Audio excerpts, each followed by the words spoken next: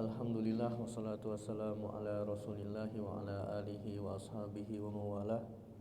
Asyhadu an la ilaha illallah wahdahu la syarikalah wa asyhadu anna Muhammadan abduhu wa rasuluh la nabiyya wa la rasula ba'dah amma ba'du.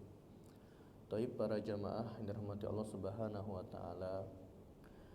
Ya alhamdulillah pada pekan keempat ini, pekan ini kita mengkaji sebuah ilmu atau suatu ilmu yang mana ilmu ini banyak sekarang terlupakan, jarang dibahas. Memang Rasulullah SAW pernah mengatakan ilmu yang pertama nanti akan diangkat dari umatku adalah ilmu faraid atau ilmu waris. Maka dari itu sebagai bentuk kita melestarikan ilmu Allah Subhanahu wa taala, diantaranya adalah ilmu waris. Kita terus mentradisikan belajar, kemudian mengajar, menyampaikan kepada umat Nabi Muhammad yang lainnya supaya ilmu yang telah diajarkan oleh Allah dan Rasulnya itu tidak punah, terus tersampaikan kepada generasi-generasi selanjutnya. Apalagi di sini masih banyak juga ada beberapa anak-anak yang masih sekolah, supaya punya gambaran bahwasannya ilmu Allah itu luas, juga akan termotivasi untuk terus belajar supaya nanti kedepannya bisa menjadi generasi penerus, generasi penerus yang bisa tetap menegakkan agama Islam. Tapi para jamaah sekalian, yang pertama kita akan bahas dari ilmu faraid adalah muqaddimahnya, atau kita sebut sebagai mabadi, permulaan, supaya kita memiliki gambaran terlebih dahulu tentang ilmu faraid. Yang pertama adalah ta'rifuhu. Yang pertama adalah definisi. Karena al-hukmu 'ala syai' far'un an tasawwurihi. Ketika kita ingin menghukumi sesuatu, maka yang pertama kita lakukan itu adalah mengetahui terhadap sesuatu yang ingin kita hukumi. Jadi kalau kita mau tahu ilmu waris itu apa, maka kita harus tahu terlebih dahulu definisi dari ilmu waris. Syekh Abdul Syakur Muallim rahimahullahu taala, pengarang kitab Al-Faraid Al-Muyassar, beliau mendefinisikan ilmu faraid adalah ilmun bi usulin yu'rafu biha qismatut tarikati ala mustahiqiha. Jadi ilmu faraid adalah ilmu dengan kaidah-kaidah. Berarti ilmu yang mengandung kaidah. Yang mana dengan kaidah itu kita bisa mengetahui pembagian tarikat. Apa itu tarikat? Tarikat itu harta peninggalan. Tarikat adalah harta peninggalan setelah wafatnya pemilik harta. Nah, ini kita kadang dapati kekeliruan di masyarakat, membagikan harta warisan itu ketika masih hidup. Orang tuanya masih hidup, pemilik hartanya itu masih hidup, kemudian dibagikan ke anak-anaknya, ini jatah kamu, ini jatah kamu, ini jatah kamu. Ini bukan warisan. Ini tidak bisa disebut sebagai warisan. Yang namanya warisan itu harta peninggalan setelah wafatnya pemilik harta, itu baru warisan. Terus apa statusnya? Ketika membagi harta itu kemudian pemilik hartanya masih hidup, itu namanya hibah. Yaitu statusnya hibah, pemberian, bukan tarikah, bukan peninggalan. Maka yang artinya seandainya anak-anak dari orang tua itu sudah dibagikan jatah, satu, kemudian anak terakhir misalnya belum dikasih jatah, lalu pemilik harta meninggalkan sejumlah harta, maka harta yang tertinggal ini gak boleh semuanya dikasih kepada anak yang belum dapat harta tadi. Kenapa? Karena harta peninggalan ini semuanya adalah milik anak-anak yang ditinggalkan. Apa yang diberikan oleh pemilik harta sebelum wafatnya pemilik harta itu hibah, bukan tarikah, bukan peninggalan, bukan harta warisan. maka harta yang ditinggalkan tadi hukumnya wajib untuk dibagi secara syar'i. Ya, dilihat nanti kondisinya siapa saja ahlu warisnya, kemudian nanti dibagi. Itu nanti akan kita bahas berapa jatah-jatah dari masing-masing ahlu waris. Ya, kapan nanti suami mendapat jatah setengah, dan kapan nanti suami mendapat jatah seperempat. Nah, itu nanti ada pembahasan dan ada kaidahnya. Maka dari itu ilmu faraid itu adalah ilmu biusulin, ya, ilmu dengan kaidah. Ya, artinya ilmu faraid ini ada kaidah-kaidahnya untuk menentukan pembagian harta peninggalan yang diberikan kepada orang yang berhak terhadap harta tersebut. Itu ada kaidahnya.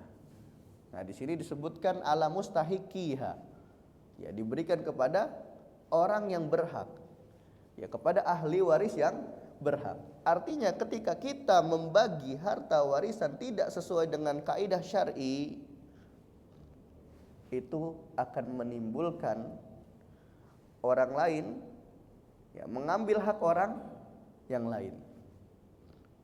Ya, jadi ada kemungkinan saudaranya ini mengambil hak saudaranya yang lain. Karena apa yang telah Allah Subhanahu wa taala tentukan, ya, takarannya, itulah haknya. Itulah haknya.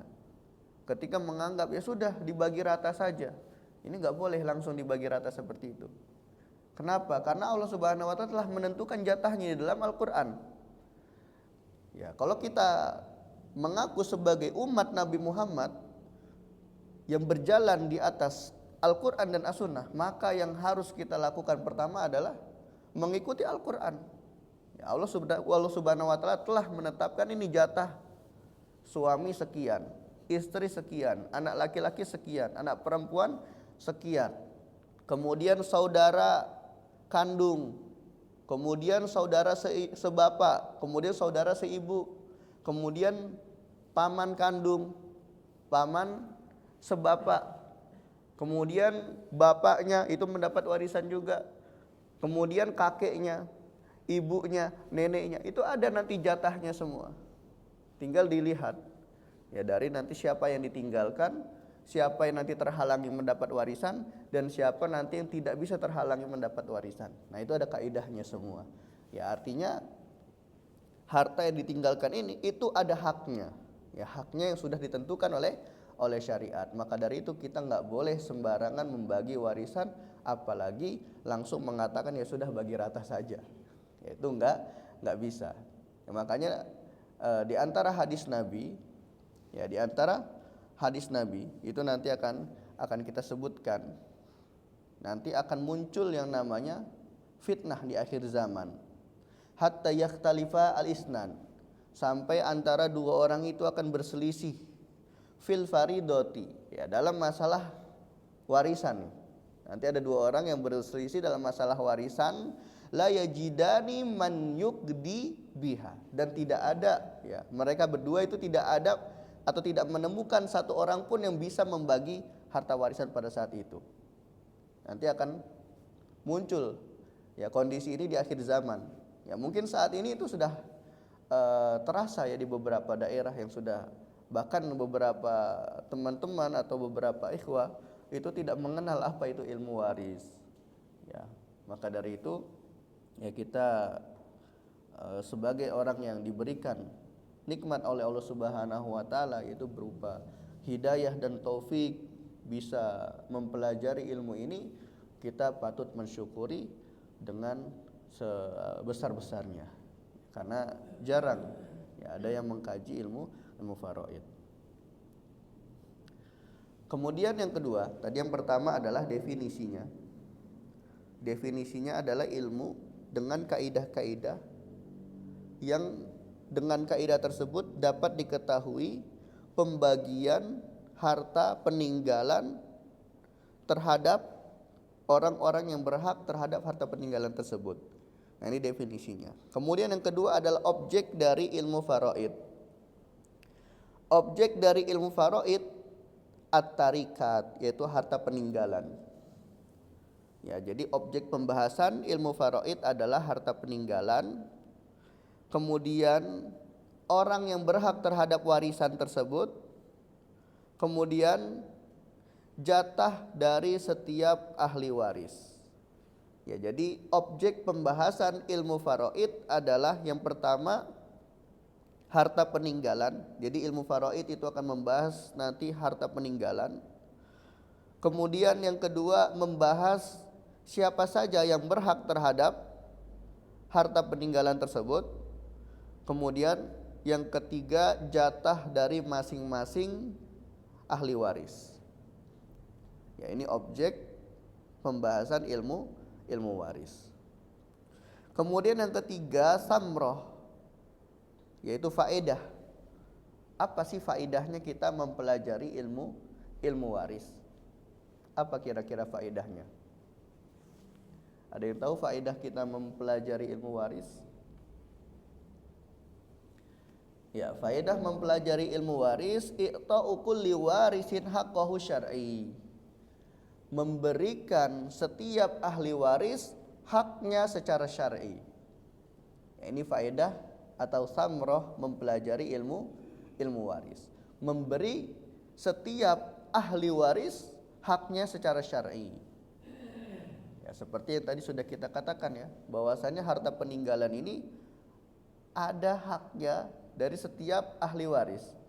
Yang mana haknya ini dibagi berdasarkan apa yang sudah Allah Subhanahu wa taala takar di dalam Al-Qur'an. Ya, jadi nanti kalau misalnya mau melihat di dalam Al-Qur'an itu disebutkan di dalam surah An-Nisa ayat 11, ayat 12 dan satu ayat sebelum terakhir surah An-Nisa. Itu nanti bisa didapati di situ jatah dari masing-masing ahli waris. Itu secara mujmal, secara global disebutkan di dalam Al-Quran tersebut, di dalam surah An-Nisa tersebut. Ya, maka dari itu ya takaran-takaran yang sudah ditentukan 1/3, 1/6, 2/3, setengah, 1/4, 1/8 ini disebut sebagai al-furud al-muqaddarah fi kitabillah. Yaitu jatah-jatah yang sudah ditakar di dalam kitab Allah. Yang artinya takaran ini yang membuat itu bukan manusia, tapi Allah Subhanahu wa taala yang telah menakar, memberi jatah kepada hambanya sebagai bentuk keadilan. Ya, kita yakin bahwasanya tidak ada yang paling adil, ya tidak ada sesuatu yang paling adil itu selain Allah Subhanahu wa taala. Jadi tidak ada ya. Allah Subhanahu wa taala yang maha adil. Jadi ketika ada pemikiran feminisme yang mengatakan ingin menyuarakan kesetaraan gender, yang mengatakan Islam itu tidak adil, ya coba ditunjukkan ketidakadilannya itu ada di mana. Ya tidak bisa kita mengatakan Islam tidak adil sedangkan Allah Subhanahu wa taala itu maha adil. Ya, jadi samroh mempelajari ilmu faraid, memberi setiap ahli waris haknya secara syar'i. Ya, ini fadilah ya, keutamaannya. Ya, keutamaan mempelajari ilmu faraid. Kemudian yang keempat, fadilahnya.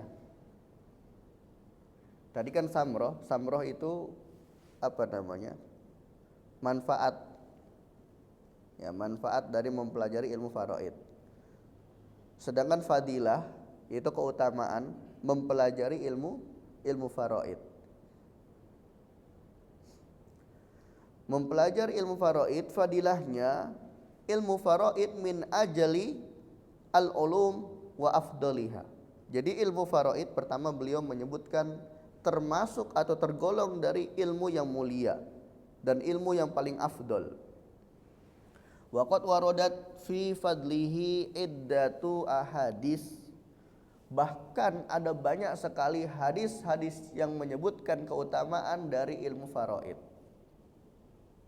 Di antara hadis yang menyebutkan tentang keutamaan ilmu faraid, Rasul sallallahu alaihi wasallam pernah bersabda, "Ta'allamul Qur'ana wa 'allimuhun nas." Belajarlah Al-Qur'an dan ajarkanlah manusia. Wa ta'allamul faraid, dan belajarlah ilmu faraid. Wa 'allimuhu an-nasa, dan ajarkan pula lah ilmu faraid itu kepada orang lain. Fa inni mru'un makbudun, kata Rasul, sesungguhnya aku ini manusia dan aku nanti akan meninggal. Jadi aku tidak bisa menemani kalian sampai hari kiamat. Ya, jadi kapanpun kalian nanti di akhir zaman meminta fatwa aku tidak bisa menemani kalian, kata Rasul. Karena saya manusia dan saya akan meninggal. Maka perintahnya ajarkan, pelajarilah ilmu faraid, kemudian ajarkan kepada orang lain. Fa innal ilma sayuqbadu, kata Rasul, sesungguhnya ilmu itu akan hilang. Ya, nanti suatu saat ilmu itu akan hilang. Dan itu sudah kita lihat dan kita saksikan pada hari ini. Ya, pada hari ini anak-anak generasi sekarang itu justru lebih lebih sering ya bersama dengan smartphone-nya dibanding dengan buku. Ya, dibanding dengan kitab. Ya, kalau zaman dahulu itu masih banyak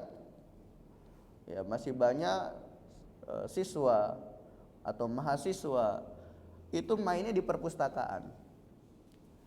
Kalau sekarang kita saksikan perpustakaan itu cuma untuk foto, atau sebatas ziarah dan lain sebagainya. Ya, bisa disaksikan mungkin Ustadz Fajar di Libya sendiri ya. Di Libya kan ada perpustakaan terbesar di Asia ya. Nah, itu coba masuk ke sana, lihat berapa jumlah orang yang masuk ke sana sekarang. Beda sama zaman dahulu sebelum diserang dengan virus smartphone ini. Itu berbondong-bondong ya, mahasiswa memasuki perpustakaan, baca kitab, cari referensi. Ya, sekarang istirahat mungkin HP-nya udah miring.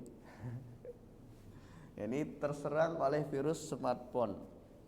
Ya, memang orang musuh Islam itu cerdas. Mereka ingin menghancurkan Islam betul-betul sesuai dengan perkataan umat Islam itu sendiri.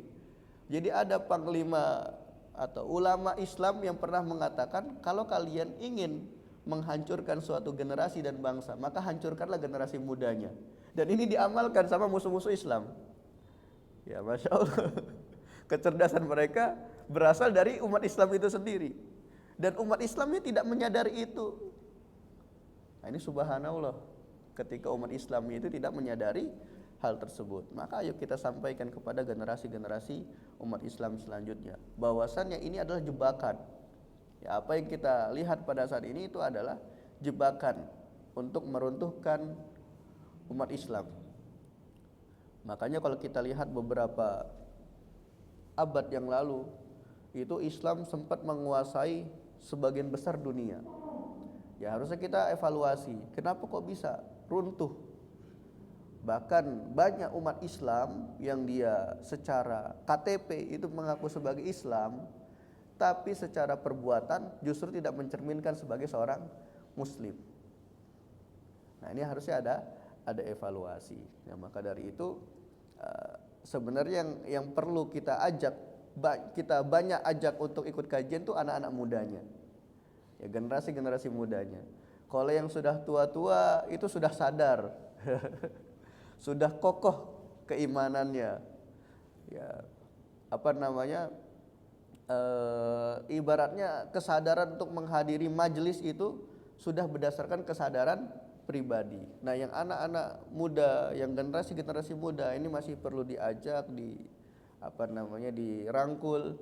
Nah, ini yang menjadi objek dakwah sebenarnya pada hari ini, pada zaman ini, itu adalah anak mudanya. Karena kalau seandainya yang sudah tua nanti sudah tidak ada, tersisa anak muda yang nggak mau ikut kajian, nah mayoritasnya seperti itu, mau jadi apa umat Islam ke depannya?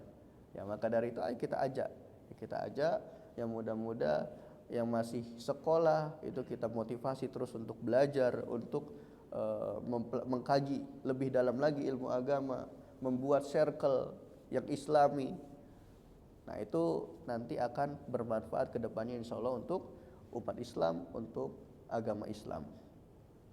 Ya, jadi dari hadis ini itu banyak sekali sebenarnya yang bisa kita petik faedahnya. Tapi karena kajian pagi hari ini itu membahas tentang faraid, ya akhirnya kita terfokus, ya kembali kita fokuskan kepada kajian faraid. Yang mana Rasul sallallahu alaihi wasallam itu mengatakan ta'allamu al-faraido. Belajarlah ilmu faraid. Dalam ilmu bahasa Arab ta'allamu ini fiil amr. Ya, fiil amr, kata kerja perintah. Ya, kalau kita korelasikan dengan ilmu usul fikih, ya namanya perintah selama tidak ada dalil lain yang memalingkan perintah tersebut, maka hukum asalnya adalah wajib. Ya, jadi al aslu fil amri lil wujub. Pada asalnya perintah itu menunjukkan kewajiban. Maka ketika Rasul mengatakan ta'allamul faraido, hukum asal belajar ilmu faraid itu adalah wajib. Nanti itu akan kita bahas di akhir hukum mempelajari ilmu faraid. Tapi hukum asalnya adalah wajib. Ya, ta'allamul faraido, belajarlah ilmu faraid wa 'allimuhu, dan ajarkanlah ilmu faraid itu kepada orang lain. Fa inni mru'un makbudun, sesungguhnya aku ini manusia yang nanti akan meninggal juga. Wa innal ilma sayuqbadu, dan sesungguhnya ilmu itu akan diangkat pada akhir zaman. Wa tadharul fitan, dan akan muncul fitnah pada akhir zaman itu. Hatta yakhtalifal isnani fil faridoti, sampai ada 2 orang atau lebih dia berselisih tentang faraid, tentang warisan.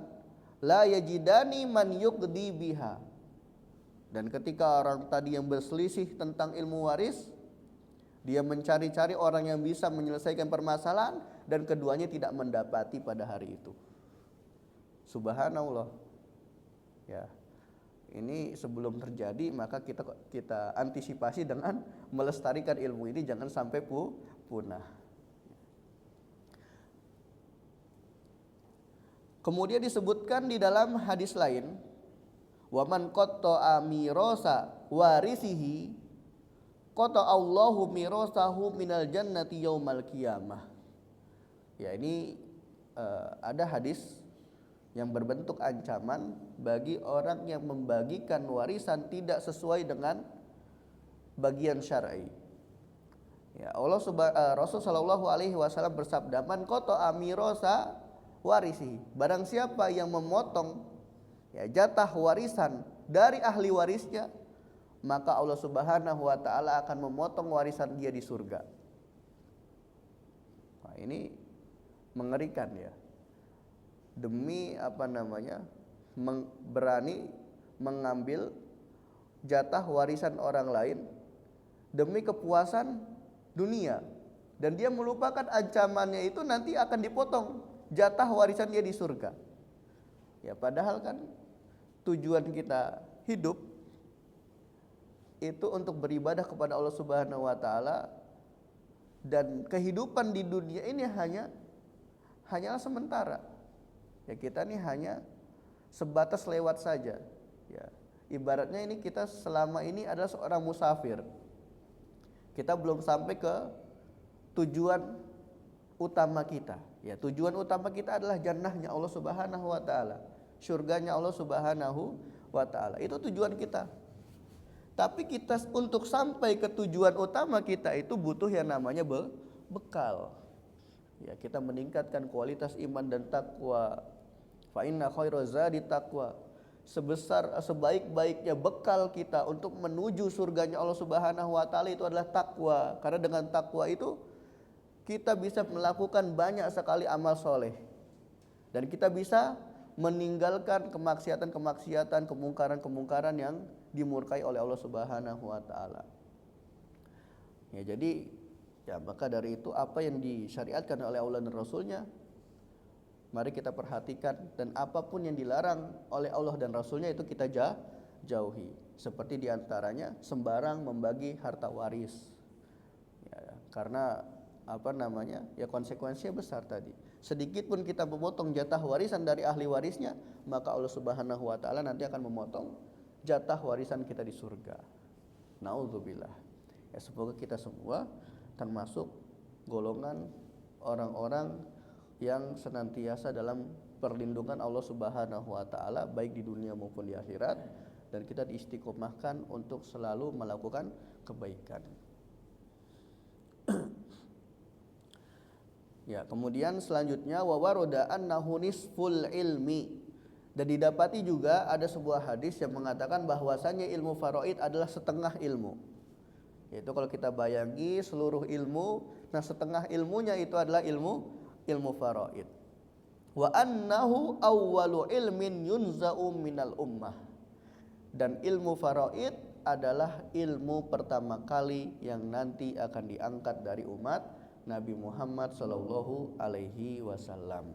Yang mana hadis ini bisa didapati di dalam kitab Sunan Ibnu Majah jilid 2 halaman 908.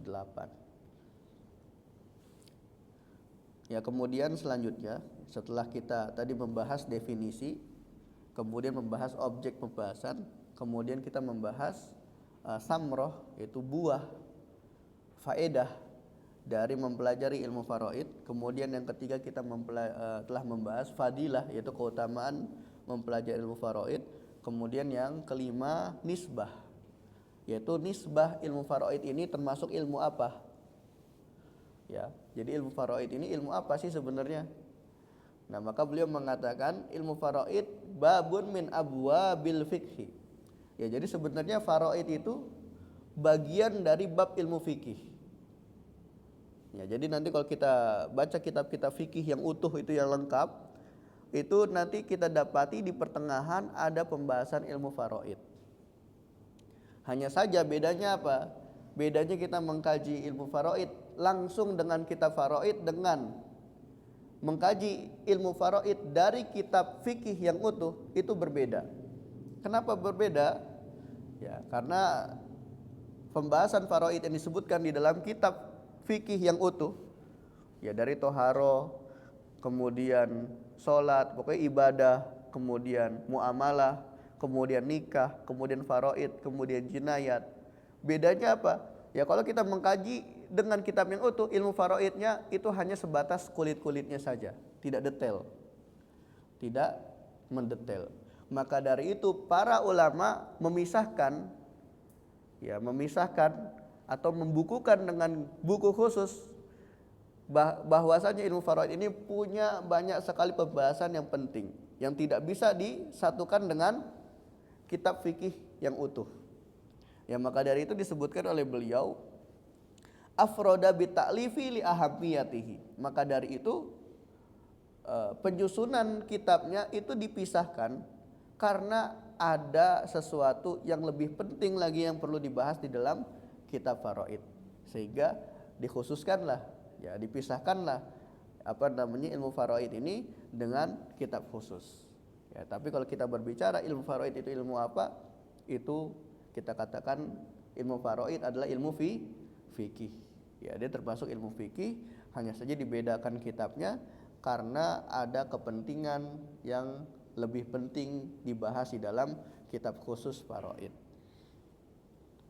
Ya, kemudian yang keenam, wadi'uhu, pencetus ilmu faraid. Siapa pencetus ilmu faraid?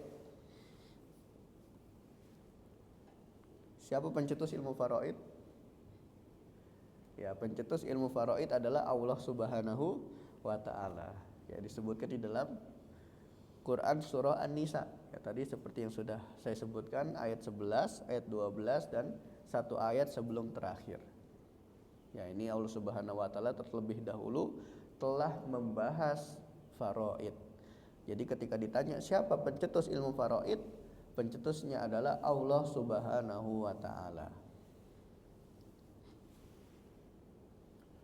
Kemudian yang ketujuh, tasmiyahnya, penamaannya. Ilmu ini dinamakan dengan ilmu apa? Jadi ada 3 penamaan di sini. Ya, jadi ilmu faraid itu punya 3 nama. Yang pertama disebut sebagai ilmu faraid. Yang pertama disebut sebagai ilmu faraid. Kemudian yang kedua disebut sebagai ilmu tarikah. Ya, disebut sebagai ilmu tarikah. Apa tarikah? Tarikah itu harta peninggalan. Ya, tarikah adalah harta peninggalan.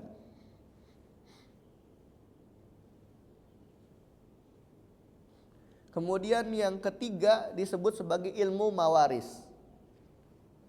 Yang ketiga disebut sebagai ilmu mawaris atau ilmu waris. Bisa ditambah yang keempat. Yang keempat bisa ditambah sebagai ilmu sulasi. Ya, jadi ilmu faraid juga disebut sebagai ilmu sulasi.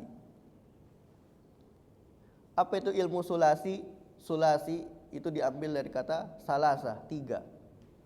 Ya, jadi kenapa disebut ilmu faraid sebagai ilmu sulasi?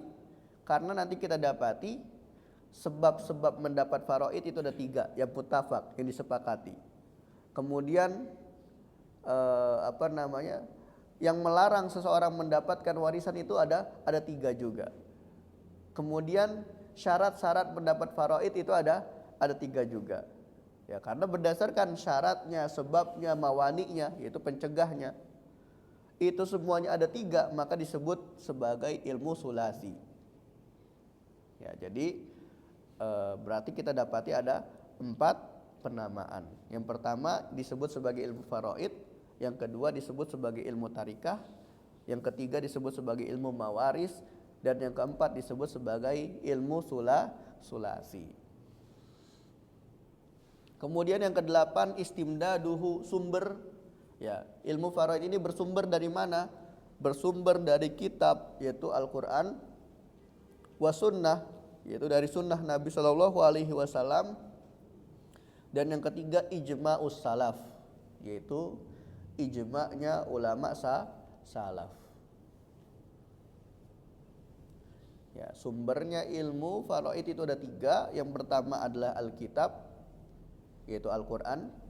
Yang kedua as-sunnah, yaitu hadis Nabi SAW. Yang ketiga ijma'us salaf, yaitu ijma', kesepakatan para ulama salaf.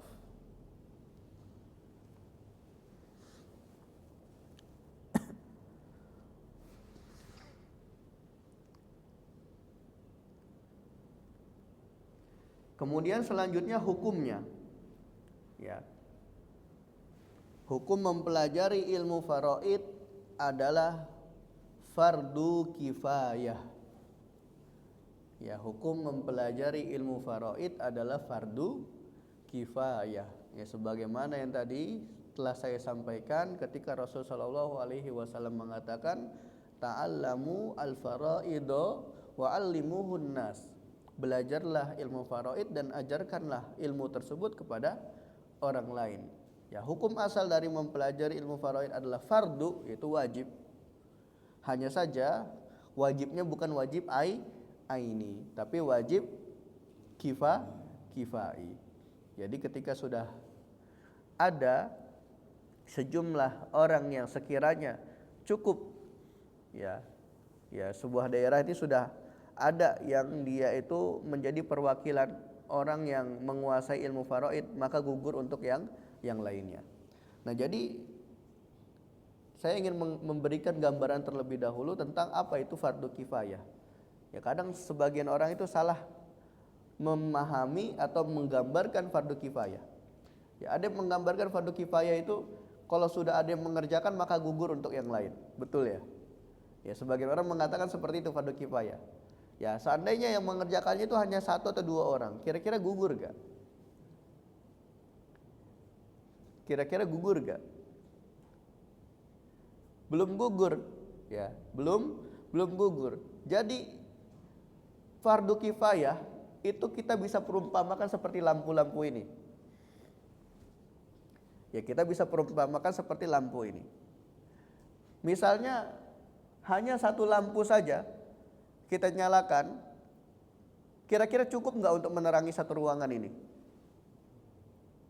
1 saja menerangi, ya, bisa menerangi. Kira-kira kayak kurang cukup. Kita tambah lagi 2, masih kurang. Kita tambah lagi 3, masih kurang. Kita tambah lagi 4, oh udah lumayan terang. Nah, itu dia definisi fardu kifayah. Jadi fardu kifayah itu kapan gugur? Ketika sudah ada orang yang cukup untuk mengerjakan. Jadi jumlah yang cukup untuk mengerjakan. Selama jumlah yang mengerjakan itu belum cukup, maka belum gugur buat yang lain. Kita kasih contoh. Misalnya di Cikarang ini dibutuhkan Ada misalnya ada beberapa daerah, ya. Karena ada beberapa daerah maka dibutuhkan misalnya sekitar 10 ahli faraid. Ya, dibutuhkan 10 ahli faraid. Tapi yang ada baru ada 5. Maka belum gugur untuk yang lain kewajiban mempelajari ilmu faraid. Kalau nggak ada yang mau belajar, itu semuanya bisa berdosa. Karena apa? Dia meninggalkan kewajiban. Karena belum cukup nih. Yang dibutuhkan di Cikarang ini misalnya 10 ahli faraid, tapi baru ada 5. Maka masih ada 5 lagi yang wajib untuk belajar ilmu faraid. Nah, itu dia definisi dari fardu kifayah. Maka dari itu kita tidak bisa bersandar kepada satu, udah di sini daerah sini udah ada satu ustadz saja, itu udah cukup. Nggak bisa, ya kita nggak bisa mengatakan satu ustadz itu sudah cukup. Bisa jadi yang dibutuhkan 3 atau 5 ustadz. Ya, maka dari itu kita terus tetap belajar. Ya, barangkali ternyata di daerah kita ini kita masih termasuk orang yang mendapatkan fardu ain untuk mempelajari ilmu-ilmu tertentu. Ya, seperti ilmu tafsir, sama ilmu tafsir itu juga fardu kifayah. Kemudian ilmu fikih di sini ada yang fardu ain, ada yang fardu kifayahnya. Kemudian ilmu usul fikih itu fardu kifayah. Ya, kalau dibutuhkan di satu daerah itu sekitar 5 ahli usul fikih, kemudian yang ada baru 1 atau 2 orang, maka ini belum gugur kewajiban buat yang lain untuk belajar. Terus masih dibebankan kepada seluruh masyarakat untuk belajar. Nah, maka dari itu ketika kita sudah tahu nih ilmu faraid itu hukumnya fardu kifayah, ya coba kita lihat sekitar, ya di masjid-masjid DKM kira-kira udah berapa orang setiap kampung yang punya perwakilan ahli faraid. Ya, kalau belum ada, ya suruh belajar, ya suruh belajar karena hukumnya fardu kifayah. Ya, harus ada setiap daerah itu qadi, orang yang paham untuk nanti dimintai fatwanya khususnya dalam masalah warisan atau hukum-hukum lain. Kalau zaman dahulu itu, bahkan sekarang masih berlaku di Yaman, itu setiap daerah itu ada qadinya. Apa itu qadi? Hakim, tapi hakimnya hakim yang sesuai dengan syariat.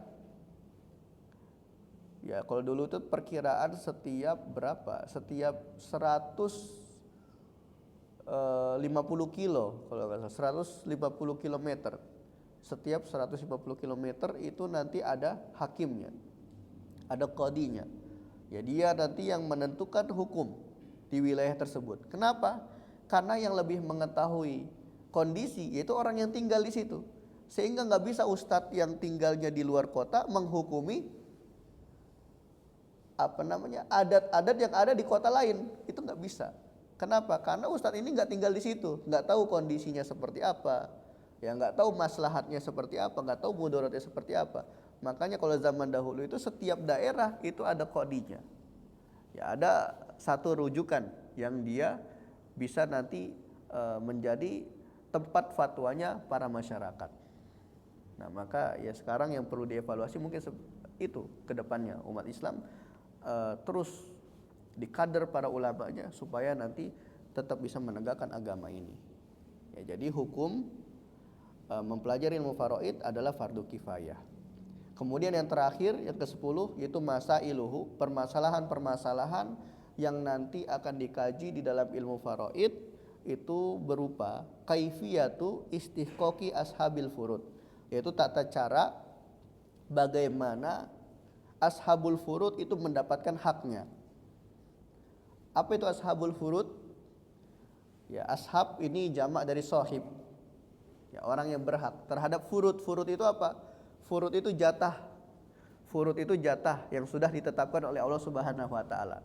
Jadi ashabul furud itu adalah orang-orang yang nanti akan mendapatkan jatah setengah, 1/4, 1/8, 1/3, 1/6, 2/3. Nah, ini orang-orang yang mendapatkan jatah seperti itu disebut sebagai ashabul furud.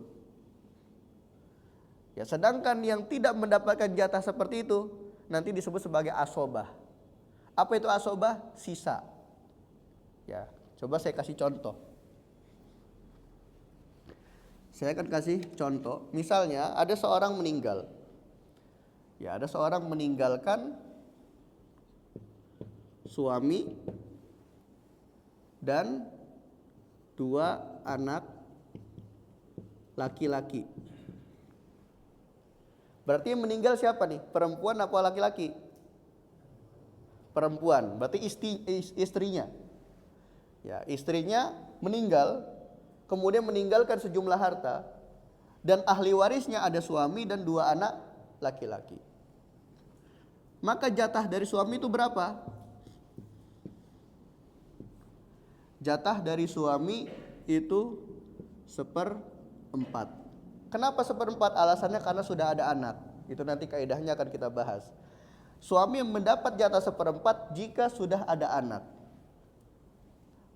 Nah, berarti jatah suami 1/4. 2 anak laki-laki itu jatahnya asobah.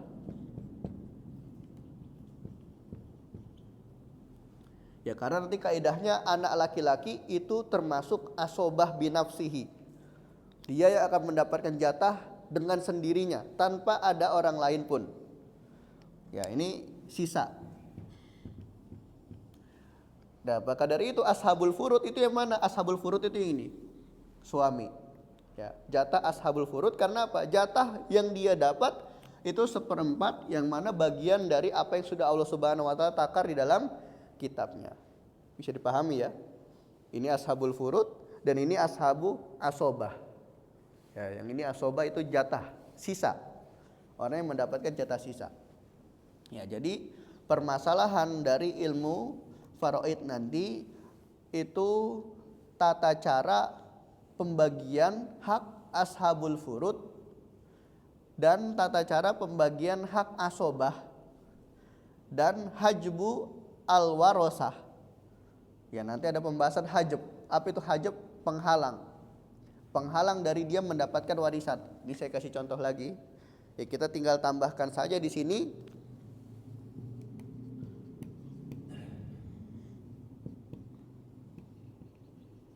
Saudara kandung. Saudara kandung di sini saudaranya siapa? Saudara kandung di sini saudaranya siapa? Hah? Saudaranya mayit istri. Ya, di sini saudaranya si istri. Ya, saudaranya si istri itu tidak mendapat warisan. Kenapa? Karena dihalangi oleh 2 anak laki-laki. Ya, yang menghalangi dari dia tidak mendapat warisan adalah anak laki-lakinya. Maka di sini kita istilahkan terhalangi. Atau kalau dalam bahasa Arabnya mahjub.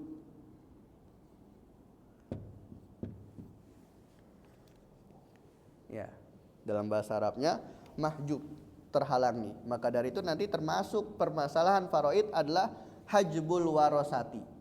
Yaitu menghalangi warisan liba adihim, yaitu untuk sebagian ahli waris wa ghairiha dan lain sebagainya. Dan banyak lagi nanti permasalahan-permasalahan yang akan kita dapati seiring berjalannya waktu kajian. Ya, ala kulli hal ini mukadimah kita terhadap ilmu faraid. Ya, sampai sini ada yang ditanyakan?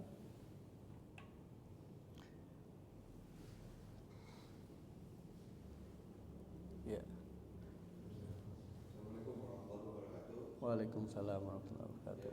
Ini sangat menarik sekali terkait tadi contohnya adalah harta dari istri, yaitu awal mulanya bukan dari hasil suami istri, harta dari suami istri.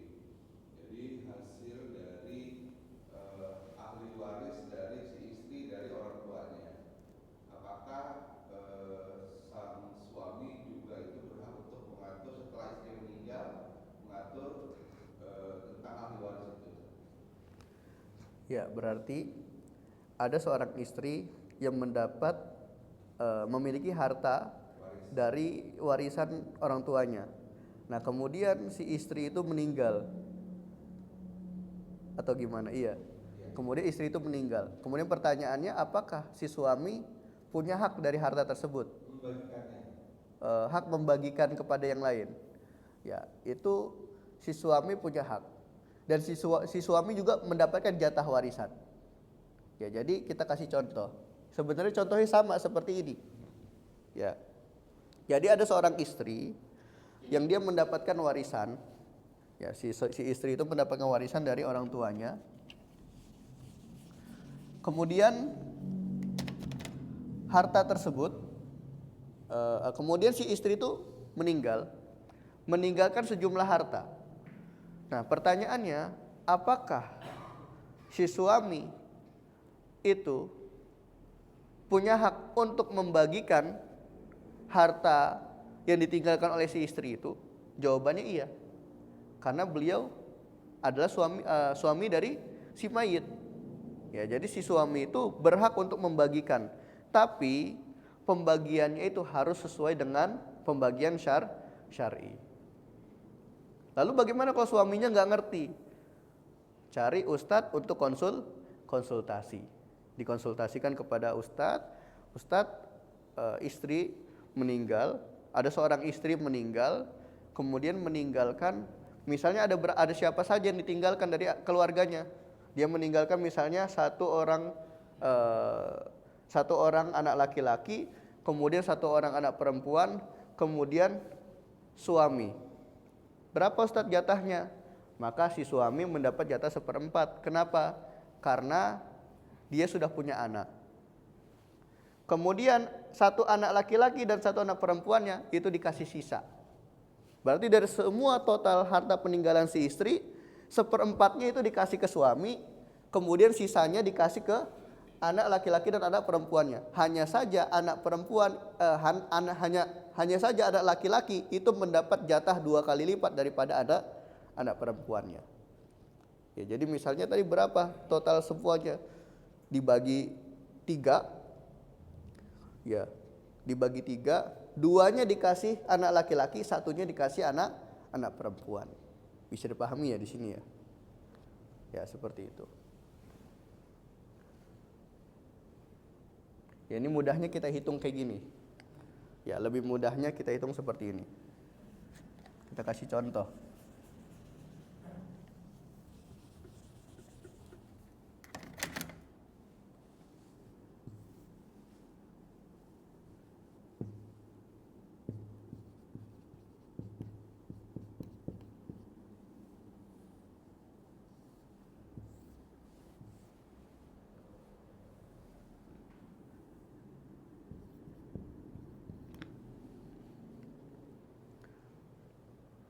Ya, nanti anak perempuan itu dia bisa mendapatkan asobah kalau ada anak laki-laki. Kalau tidak ada anak laki-laki, nanti jatahnya perempuan itu bukan asobah. Ya, nanti dia mendapat jatah setengah kalau dia sendiri. Kalau dia 2 atau lebih, dia mendapat jatah 2/3. Yaitu nanti akan kita bahas insya Allah kaidahnya pada kajian-kajian berikutnya. Ya, ini hanya contoh. Kemudian yang di sini itu nanti disebut sebagai aslul mas'alah. Ya, aslul mas'alahnya adalah 4. Itu nanti kaidah cara mencari aslul mas'alah juga saya kasih tahu. Ya, kita akan pelajari, akan kita kaji. Ini hanya contoh dulu. Di sini aslul mas'alahnya 4. Ya, 4 dibagi 4 sama dengan 1. Berarti suami mendapatkan jatah 1. Sisanya berapa? 3. Sisanya 3. Ya, sisanya 3, 2 dikasih anak laki-laki, 1 dikasih anak perempuan. Jadi jatahnya anak laki-laki 2 kali lipat daripada jatah anak perempuan. Nah, ini contohnya seperti ini. Nah, ya.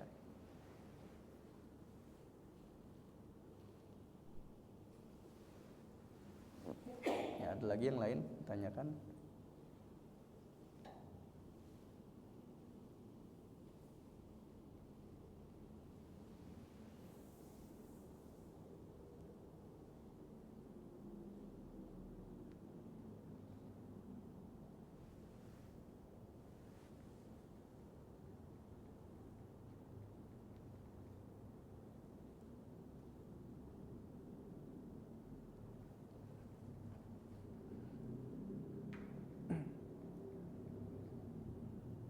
Cukup. Cukup ya. Ya, kalau iya.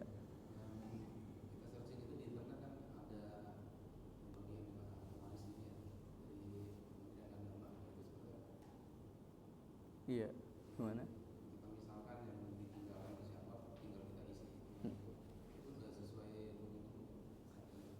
Iya, itu saya pernah coba, itu udah sesuai hitungannya. Sudah sesuai hitungan syar'i. Ini ada alternatif juga sebenarnya ya. Cuma yang menjadi masalah terkadang kalau yang menghitungnya itu orang apa namanya? Ya orang awam misalnya, itu nanti ada ahli waris yang tertinggal, yang tidak dimasukkan ke dalam apa namanya? Kan di situ nanti ada pilihan tuh, meninggalkan apa, meninggalkan apa, meninggalkan apa. Nah nanti kalau misalnya tidak jeli, itu nanti ada ahli waris yang tidak masuk ke sana dan akhirnya nanti totalnya itu bisa berbeda. Ya maka dari itu tetap apa namanya, kita mengkaji juga ya, selain sekarang sudah ada apa namanya aplikasi yang mempermudah kita, tapi kita juga harus mempelajari supaya kita tahu alasannya kenapa kok apa namanya ini dibagi sekian, ini dibagi sekian. Tapi ala kulli hal apa yang di website itu saya pernah coba, itu hasilnya sama ya, itu hasilnya tetap sama. Nah.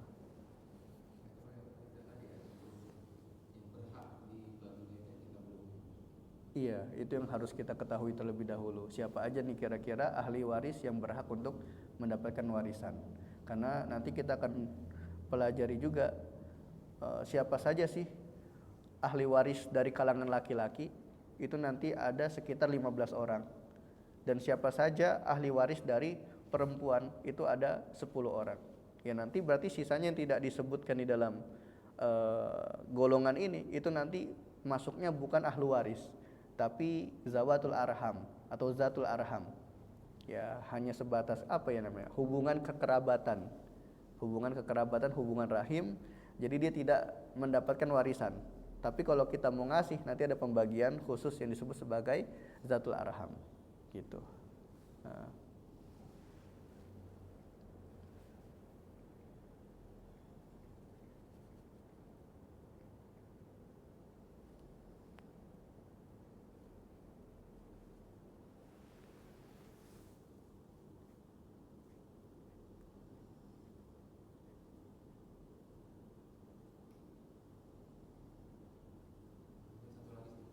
Iya.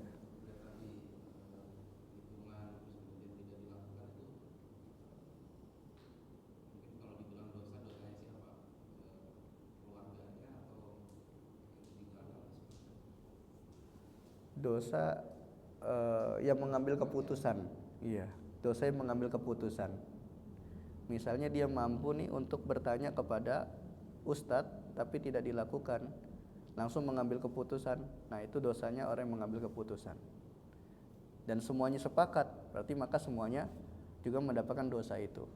Nah, sedangkan orang yang sudah meninggal itu tidak ada hubungannya. Ya, dia tidak ada hubungannya kecuali kalau orang yang meninggal ini di awal mengatakan sebelum meninggalnya ya sudah nanti harta peninggalan ini dibagi rata saja.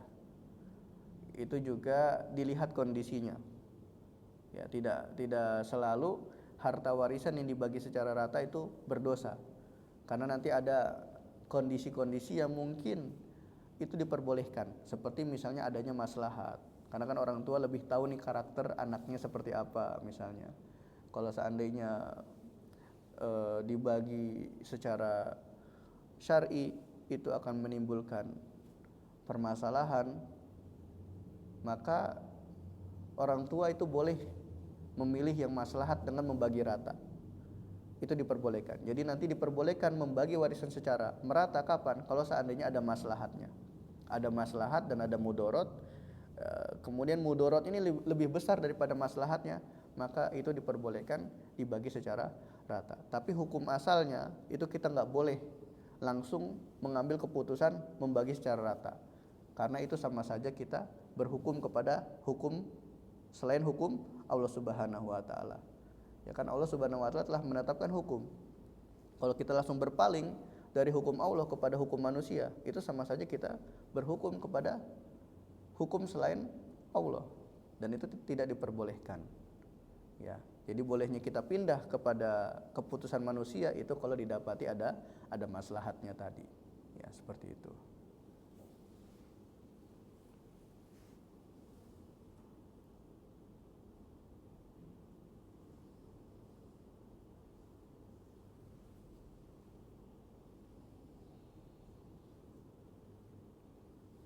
Ya, ada lagi? Cukup ya? Ya, kita akhiri dengan hamdalah, alhamdulillahirabbil alamin. Wal asri innal insana lafi khusr illa alladzina amanu wa amilus solihati wa tawassaw bil haqqi wa tawassaw bis sabr. Selanjutnya saya kembalikan kepada pembawa acara. Assalamualaikum warahmatullahi wabarakatuh.